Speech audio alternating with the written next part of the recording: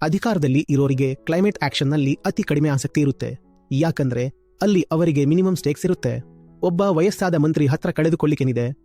ಹೇಗಿದ್ರೂ ಅವನು 10 ವರ್ಷದಲ್ಲಿ ಸತ್ತೋಗಿರ್ತಾನೆ. ಇಲ್ಲಿವರೆಗೆ ಆಗಿರುವ ಅತ್ಯಂತ ಪ್ರಭಾವಶಾಲಿ, ಅತ್ಯಂತ ವಯಸ್ಸಾದ ಪ್ರೆಸಿಡೆಂಟ್ ಕೂಡ ಆಗಿರಬಹುದು. ಅವನ ಬಗ್ಗೆ ಯೋಚಿಸಿ. ಯಾರು ಈ ಇಡೀ ಕ್ಲೈಮೇಟ್ ಡಿಸ್ಕೋರ್ಸ್ ಅನ್ನು ಕೊಲ್ಲಲು ಪ್ರಯತ್ನಿಸುತ್ತಿದ್ದಾನೋ ಅವನು ಒಬ್ಬ ವಯಸ್ಸಾದ ಮನುಷ್ಯನಾಗಿರ್ತಾನೆ. ಅದೇ ಈ ವಿವರಣೆಯ ಒಂದು ಭಾಗ. ಅವನಿಗೆ ಯಾವುದೇ ಭವಿಷ್ಯವಿಲ್ಲ. ಅವನು ಹೇಳ್ತಾನೆ, ಈ ಕ್ಲೈಮೇಟ್ ಎಫೆಕ್ಟ್ಸ್ ಹೆಚ್ಚಾದಾಗ ನಾನು ಸತ್ತು ಬಹಳ ದಿನ ಆಗಿರುತ್ತೆ. ಹಾಗಿದ್ದಾಗ ನಾನ್ಯಾಕೆ ಚಿಂತಿಸ್ಲಿ ಅಂತಾನೆ.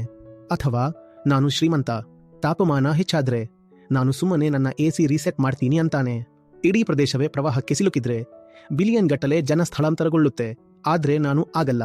ನನಗೆ ಹಾರಿ ಹೋಗಲು ಇನ್ನೊಂದು ಬಂಗಲೆ ಇದೆ.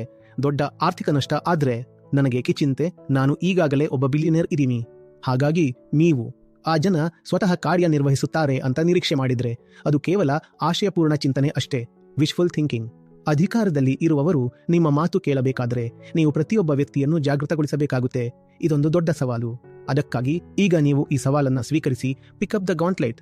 ನೀವು ಬರೀ ಒಬ್ಬ ಮಸಿಹ ಮೇಲೆ ಅಧಿಕಾರದಲ್ಲಿ ಕೂತವರು ಬಂದು ರಕ್ಷಣೆ ಮಾಡ್ತಾರೆ ಅಂದುಕೊಂಡರೆ ಅದು ಎಂದೆಂದಿಗೂ ಆಗುವುದಿಲ್ಲ.